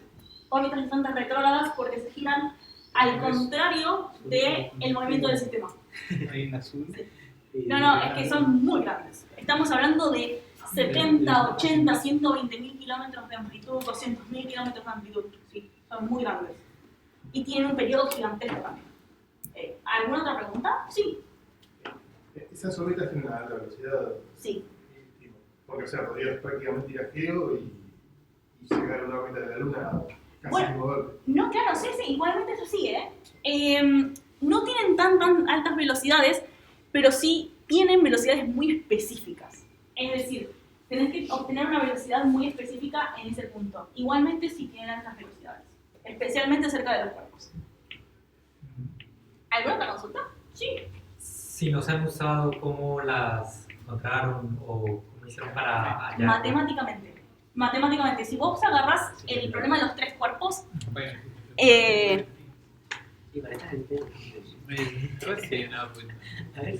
exactamente, sí. Esto lo agarrás y le encontrás soluciones numéricas. Hay formas, ahora se me fue el nombre, pero bueno, si vos vas a agarrar Kuhn, el libro de Kuhn, te dice cómo encontrar periodicidades dentro del sistema. Básicamente hacen eso, ponen distintos planos y buscan periodicidad. Y si lo encuentran, encontraron un tipo de órbita. De hecho, se siguen encontrando tipos de órbitas, especialmente en problemas de los cuatro cuerpos y todo eso. Sí. Pero sí, es básicamente prueba y error. ¿Alguna pregunta más? Sí. ¿Esas órbitas son un rango de órbitas? Digo, o sea, hay infinitas órbitas. Sí. Simplemente tienen esta forma regular. Sí, exactamente. Cuanto más cerca están de la Luna, más circulares son, más parecidas a una órbita circular. Cuanto más se alejan, más tienen esta forma de kidney bean, o sea, de poroto, básicamente. Lo que sí, obviamente, tiene un límite, porque una vez que llegan a un cierto punto se vuelven inestables. ¿Sí? Bueno, la estabilidad de una órbita así. Es la estabilidad. Sinceramente, lo único que les interesa es la estabilidad. Fíjate que, lo pongo acá abajo, estás en el orden de siglos. Entonces, imagínate si uno quisiera traer un asteroide para minarlo o para investigarlo, o lo que sea, súper seguro por una órbita así, porque no se va a ir. ¿Sí? Bueno, voy a seguir con los ejemplos, así tratamos de llegar a la mayor cantidad posible. Vamos a arrancar con la Lunar Gate, que es la Estación Espacial Lunar de la NASA. Es una futura misión científica titulada, que ya está empezando a tomar forma, porque ya, bueno, planificada para lanzarse en 2024, lo dudo. Eso, sí, no, complicado, pero bueno, por lo menos ya se lanzó el SLS, ya se lanzó Artemis, así que es probable que bueno, 2024, pero 2025 podría llegar a ser. Está planificada para el punto L2 Sur.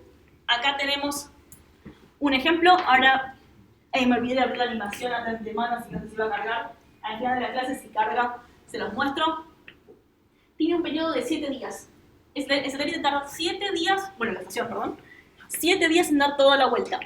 Esta que vemos acá abajo, si ustedes lo ven de cerca, dice Capstone. Capstone fue una misión que fue a probar este tipo de misiones, para este tipo de órbitas, a ver si la estabilidad real era esa, porque como les digo, no se usó nunca, pero bueno, querían probar qué tal iba. Se lanzó hace muy poquito. Es un caso especial de las órbitas Halo, como les decía, son muy estables, al punto de que necesitan más o menos 10, 5, 15 metros por segundo por año. Es decir, es muy poquito, casi que vas y lo empujas un poquito y ya está. Se mantienen en esa órbita por mucho tiempo. Sí. ¿Qué es el punto que pasa por adentro de la órbita? Espera, ¿este punto es vos o este? No, es uno que pasa A ver. a la izquierda derecha. Ese. Ah, ¿ese? Sí. ¿Sabes que no sé? Habría que verlo en la animación original. Es muy probable que sea la esfera celeste girando atrás. Es decir, planetas o lo que sea. Porque fíjate que acá estamos dejando fijo Tierra y Luna. Entonces, como no gira la Luna alrededor de la Tierra, gira el resto de las cosas. ¿Sí? Entonces es muy probable que sean estrellas y planetas. Sí, porque estoy viendo que pasa más abajo al principio. Sí, es Claro, posible. son varios puntos. Es posible. Acuérdate que la Tierra y la Luna gira a 5 grados de la eclíptica. Así que no va a girar de esta manera, sino que va a girar más así. Está bien. Y de hecho, fíjense, les quería mostrar. Acá yo tengo un ejemplo de cómo se vería si lo graficáramos en un cuerpo, en un sistema que no es no inercial. Esto es la órbita como nosotros lo estábamos viendo antes. Así se ve en el problema de los 3 cuerpos, tal como lo planteamos.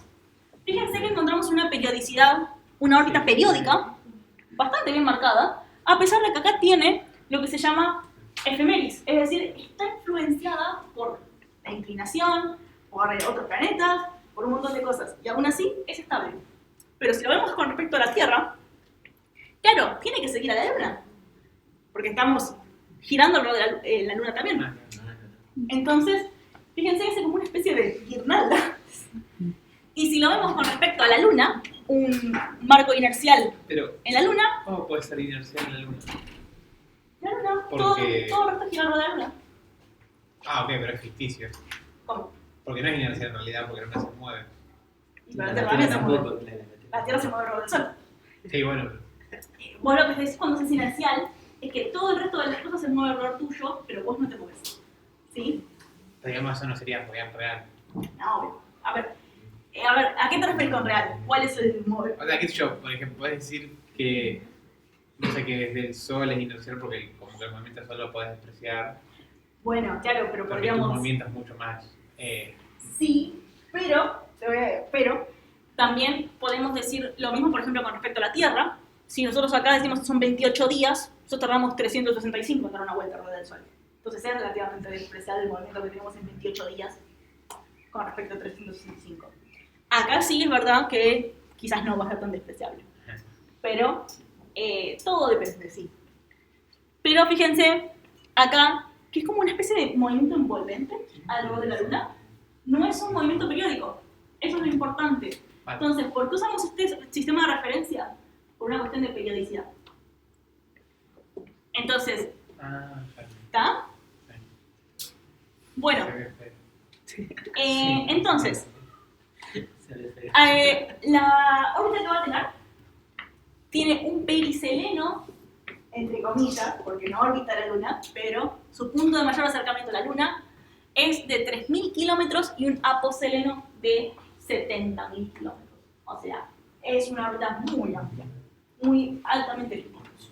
¿Sí? Pero no es de la elipticidad de este sistema, ¿eh? Pero si lo quisiéramos definir como una órbita kepleriana, sería altamente elíptica.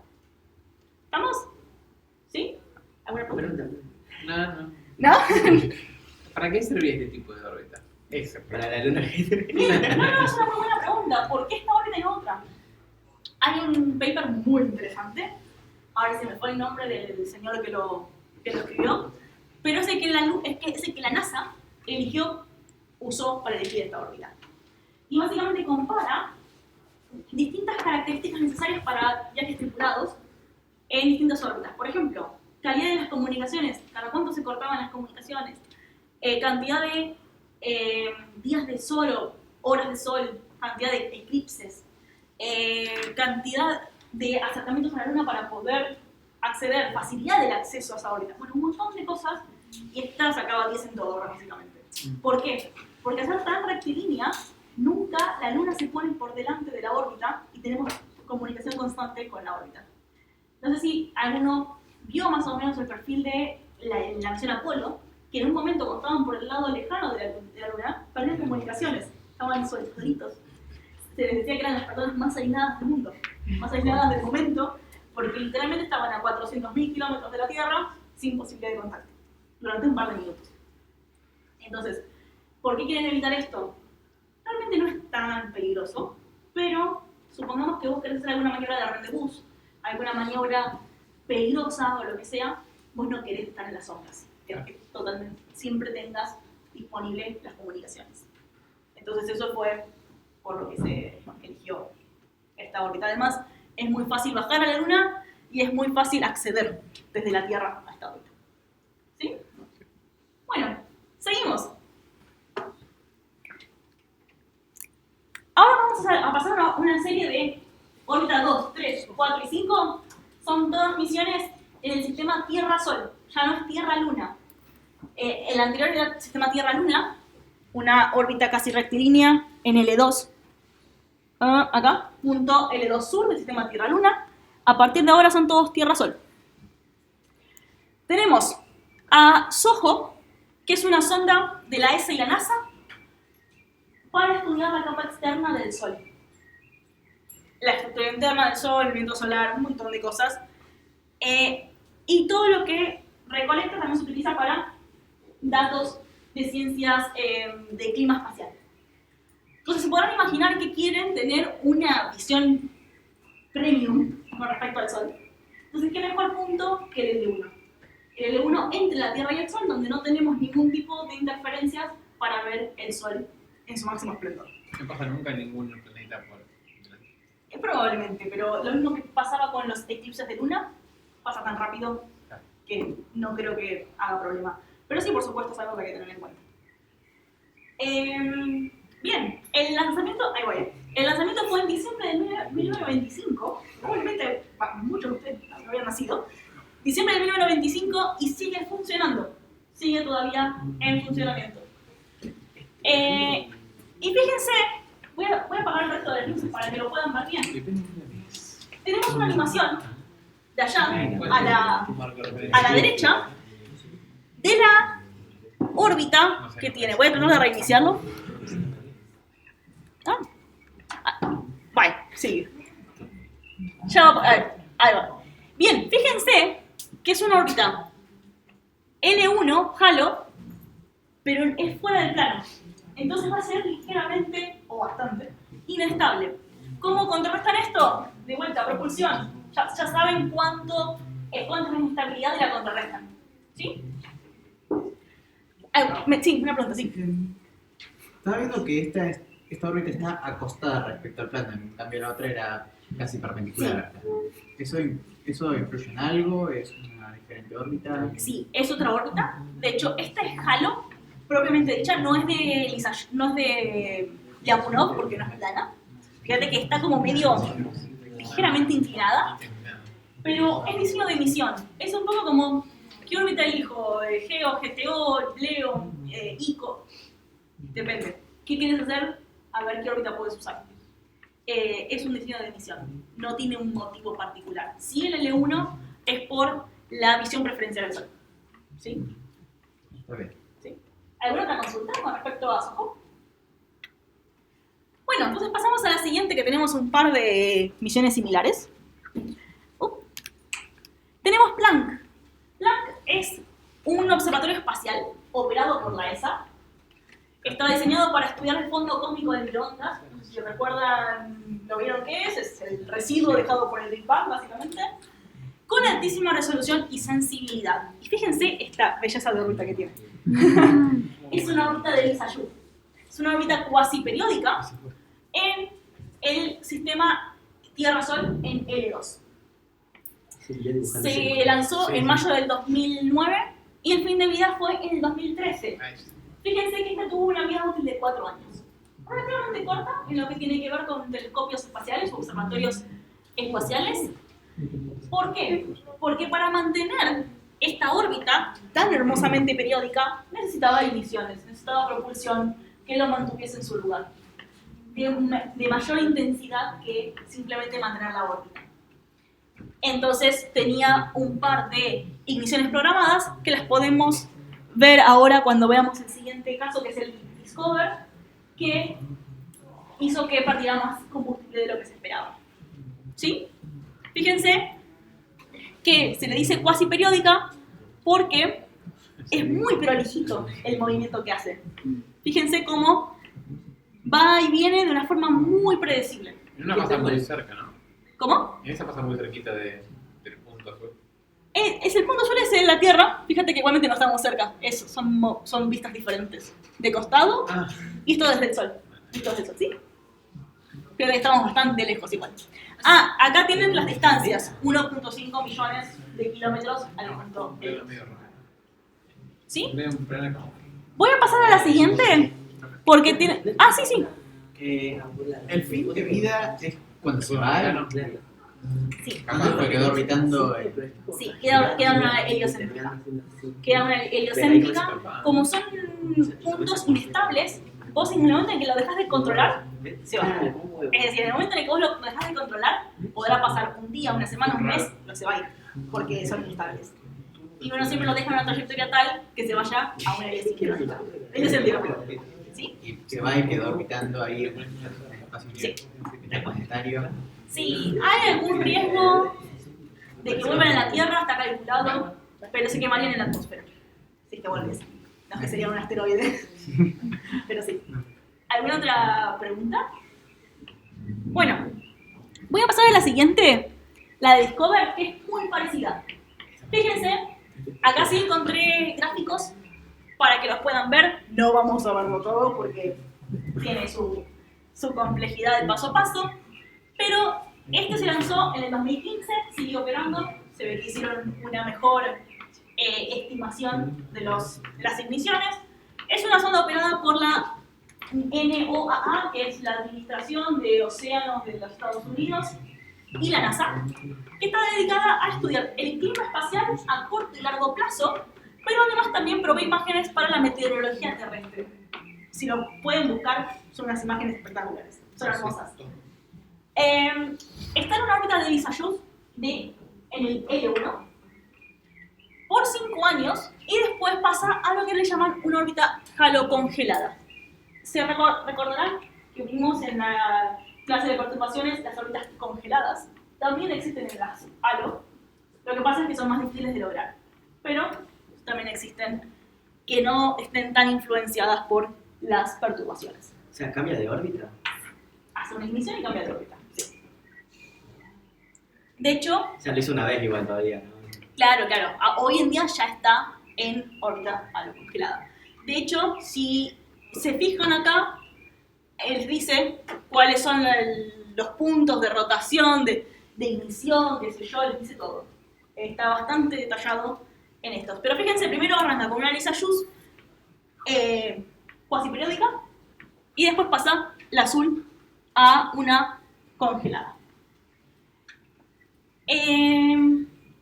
Básicamente hacen este movimiento para evitar que la sonda pase por delante del Sol y tengamos un blackout de comunicaciones. Es decir, si la sonda pasa por delante del Sol, hay tanta interferencia con la radiación solar que las comunicaciones se vuelven muy, muy complicadas. Entonces, fíjense que esta órbita nunca pasa por delante del Sol. Y el único momento en el que pasa es cuando va a cambiar de órbita, si no me equivoco. Sí, debería ser cuando va a cambiar de órbita. ¿Sí? Bueno, ¿alguna consulta mientras pongo la siguiente que tiene la animación? O sea, que no sean circulares y periódicas como todas las que vimos hasta ahora, ¿por qué? Porque son muchas perturbaciones. Sí, porque como funcionan de diferente manera, vos tenés dos cuerpos ahora que te traen. Claro, sí. Entonces, a menos que vos estés muy cerca de uno, el movimiento circular es muy complicado, es casi imposible, te diría yo. La única que es más o menos circular es la DRO, más cercana a la Luna o a la Tierra. En general, la Luna es donde se va a dar la DRO. Bueno, esta es la luna, el amarillo es la luna, fíjense que lo que les decía, ¿no? La luna sale del plano todo el tiempo. Pero esta es una órbita que está en Tierra-Sol, no Tierra-Luna. Así que bueno, acá vemos las vistas lateral y desde el Sol. ¿Sí? ¿La Luna también estaría fuertemente influenciada por el Sol entonces? No, está más influenciada por la Tierra que por el Sol. Pero igual, de todas formas, tiene un movimiento medio raro. Sí, por supuesto. Por supuesto, sí. Sí, la Luna es tan livianita que todo lo influencia. Sí. Bueno, yo me voy mirando la hora porque no me quiero pasar. ¿Alguna pregunta con respecto a Discover o de este tipo de órbitas? ¿Estamos? Bueno, vamos a pasar. Bueno, acá les dejo una pequeña ilustración de la órbita lunar, la dirección de movimiento de la Tierra y algunas de las órbitas que estábamos viendo recién. Tenemos Discover en el medio, SOHO en las afueras. Fíjense que además de haber distintos tipos de órbitas, son de distintos tamaños. No todas son iguales. ¿Sí? Bueno, vamos con el James Webb. El James Webb, me imagino que la mayoría lo conocerá, estuvo en boca de todos hace muy poquito, fue el lanzamiento en diciembre del 2021, pero recién empezó a operar en el 2022. No hay día que no salga noticia de las cosas que está observando. El telescopio espacial James Webb es un telescopio espacial operado por la NASA, la ESA y la Agencia Espacial Canadiense, y toma mediciones en IR lejano, en unas sensibilidades y resoluciones sin precedentes espectaculares. Se habla mucho de que es el sucesor de Hubble, no toma el mismo tipo de mediciones, pero sí se cree que puede como extender la investigación que se puede hacer con Hubble. Está en una órbita halo en L2 en el sistema Tierra-Sol. Fíjense, acá vemos todo el sistema, acá estamos nosotros, L2, y acá tenemos una vista de costado, desde arriba y desde el Sol. Es una órbita bastante común y corriente. Yo la vez pasada les había mencionado algo de que la Tierra lo usaba para tapar, eso me equivoqué. Lo que logran con esto, en realidad es, ahora se lo voy a mostrar cómo funciona, es una órbita que no les genera ningún tipo de ocultamiento cuando se abre el escudo térmico que tiene el James Webb. Les voy a mostrar dos animaciones. Una de las animaciones, esta que tengo acá, es la primera que vamos a ver. Para otro lado. ¿Qué es esta? Esa es la órbita en L2 del James Webb. Fíjense, la Tierra, la Luna y el L2 se mueve con la Tierra, con el sistema Tierra-Sol, y el James Webb orbita de esa manera. Es un sistema bastante complejo. Esa es cualitativa, ¿no? La animación. Sí. Un segundo que... Es una órbita bastante menos caótica que no sé qué. Bueno, me deja volver al anterior. Un segundo que... Bueno, un segundo que lo vuelvo a poner.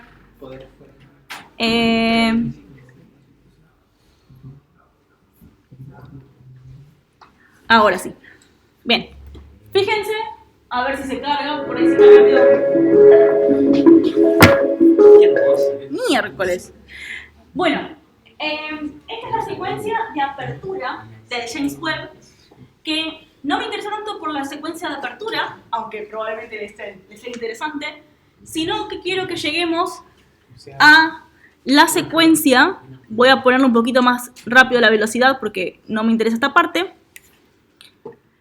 Quiero que lleguemos a la parte que les muestra cómo se pone el escudo con respecto a la órbita. Fíjense que todo esto que está desplegando ahora es el escudo solar, es decir, es lo que va a proteger al James Webb del Sol y va a hacer que las temperaturas sean suficientemente bajas en los sensores. Es una especie de manta térmica gigantesca.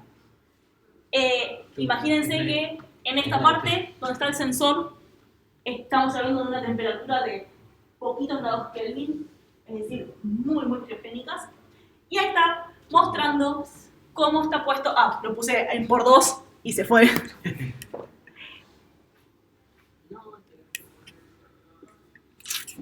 Bueno. No, me puse una publicidad. Bueno. No importa, igualmente, más o menos era lo que les quería mostrar. Me hubiera gustado volverse a mostrar, pero acá carga tan lento YouTube que lo tengo que dejar cargando de antemano. Bueno, entonces, fíjense que hay un motivo para usar cada uno de los tipos de órbitas. Lo que pasa es que, como todo, no hay una órbita perfecta. Siempre hay opciones. ¿Alguna pregunta con respecto a James Webb? ¿O en general de lo que venimos hablando hasta ahora? Sí. ¿Por qué en ese caso no funcionaría como un velero solar todo eso? Bien, es una buena pregunta. Es muy probable que lo haga, en cierto modo, porque como vamos a tener un coeficiente de reflectividad muy alto, porque vos querés reflejar todo eso, es probable que te esté haciendo fuerza. Y quizás una de dos. No es suficientemente alto como para generar un impacto, o lo estás compensando cuando haces la ignición para la estabilidad de la propia órbita. L2 suele ser mucho más estable que L1, así que las correcciones en L2 son mucho menores. Es probable que con las correcciones que haga ya les sea suficiente para contrarrestar este efecto de velero solar que se puede hacer, ¿sí? ¿Alguna otra pregunta? Bueno, así. Esas temperaturas no hacen mal electrónica. Bien, es una buena pregunta. Sí, a ver, por supuesto, cuando vos estás hablando de temperaturas criogénicas, 4, 5, 6 Kelvin, 10 Kelvin, eso le encanta al sensor solar, perdón, disculpa, al sensor, se me fue la palabra, no importa, al sensor para las imágenes, pero obviamente el resto de la electrónica no le gusta para nada.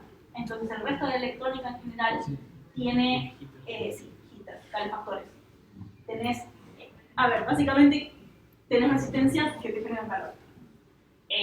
Y eso lo que tenés que hacer es mantenerlo durante todo el tiempo para que nunca se termine muriendo la electrónica. Entonces vos querés mantener menos 20, menos 15 grados, no 4 Kelvin, que serían menos 270 grados más o menos. ¿Sí? Sí, es que eso es algo que es una solución de compromiso en el sentido de, para algunas cosas vamos a tener temperaturas muy bajas, para otras temperaturas más altas, y siempre es un tema de diseño de sistemas, ¿no? Bueno, pasamos a la siguiente. Ya acá pasamos de diseño de trayectoria a más un diseño de órbita. Perdón, disculpen, diseño de órbita más un diseño de trayectoria. Este Artemis es el Artemis original.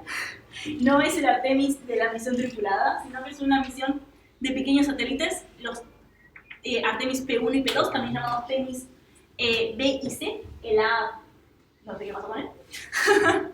Fueron los primeros satélites en lograr insertarse en órbitas halo en los puntos L1 y L2. O sea, ambos, L1 y L2 del sistema Tierra-Luna. Además, Temis B o Artemis P1, se le cambió el nombre de Temis para que no se lo confunda con Artemis, logró hacer una transferencia desde una L2 a una L1, cosa que nunca se había hecho.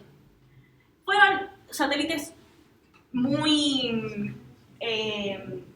experimentales, son pequeños satélites. Hoy están en órbitas lunares estables, es decir, ya no están en órbitas halo, pasaron a órbitas lunares. Fue una constelación, eso me olvidé decirle, operada por la NASA. Dos de sus... Me confundí, Temis era el nombre original, Artemis es el nombre nuevo después de la reasignación de misión. Dos de sus satélites se reasignaron a la misión Artemis para explorar la interacción de la Luna con el Sol. Justo que vos me preguntabas de la interacción de la Luna con el Sol. ¿Sí? Pero me gustaría... Sí. Perdón, ¿esto es parte de la misión Artemis? No, no. Ah, está bien. Nada que ver. No sé la verdad, porque tampoco es tan vieja. 2007, ya me imagino que tendrían que saber que iban a poner Artemis a la misión tripulada, porque la NASA no hace nada unido para el otro. Pero bueno, van a saber cuándo le pusieron Artemis a estos. Claro. ¿Alguna pregunta? Bueno, pasamos a la siguiente, otra trayectoria más. Esta me interesa mucho mostrárselas porque es un ejemplo de lo que se le llama Weak Stability Boundary. Es la trayectoria de Grail A y B, Ray A y B fueron dos satélites que midieron el mapa de gravedad lunar y se lanzaron en el 2011 y el fin de vida fue en el 2012. Son satélites chiquititos de baja vida útil, suele pasar. Si bien su órbita final fue una órbita lunar, es decir, una órbita lunar baja, su trayectoria de bajo empuje aprovechó la dinámica de los tres cuerpos en el sistema Tierra-Sol, no en el sistema Tierra-Luna. Lo que hacen estas trayectorias de Wind Stability Boundary, o WSB, es salen de la Tierra, van hasta el punto de liberación L1 del sistema Tierra-Sol, hacen una especie de corrección de trayectoria, una especie de ciencia gravitatoria, todo así, y vuelven. Es decir, fíjense que hacen una especie de ciencia gravitatoria en el L1. Es decir, van y vuelven, y este pase por el L1 les hace una especie de cambio de trayectoria, fíjense acá se ve perfectamente, les hace un cambio de trayectoria, acá, que los hace ir a la Tierra. Ir a la Luna, perdón, disculpen. Entonces, estas trayectorias, en vez de necesitar 700, 800 metros por segundo, los valores usuales para la inserción lunar, suelen usar 25. Entonces, es muy bajo empuje. Por supuesto, tengan en cuenta, si acá se fijan el tiempo, tarda sus meses, ¿no? Tarda un par de meses desde que se lanza hasta que llega. En general, 2-3 meses, pero puede tardar hasta 6 meses en toda la vuelta. Y si, ¿Sí? por lo general, un lanzamiento a la luna, ¿cuánto tarda? 3 días. O sea, un 100% impulsivo, 3 días, tipo Apolo, sí. Podemos tardar un poquito más si hacemos una trayectoria de bajo empuje en la luna, o sea, acá en la Tierra y todo, pero si quieres hacer bajo empuje, en general, esta es la opción más inteligente. Pero si vas directo, 3 días. Sí. ¿Alguna otra pregunta? No. ¿Estamos? Bueno, creo que este es el último ejemplo que tengo, así que vamos a cerrar justito. Las misiones Apolo, que si bien tranquilamente se pueden pensar como trayectorias de dos cuerpos hasta cierto punto, podemos hacer una especie de patch conics, por así decirlo, entre la Tierra y la Luna. La realidad es que la forma más precisa de hacerlo es con 3 cuerpos. El programa Apolo usaba una trayectoria que se llamaba de retorno libre, que es el famoso 8, la figura del 8 que va y vuelve. Lo que significa es que tiene una energía tal que una vez que llegue a la Luna, va a pegar la vuelta y va a volver.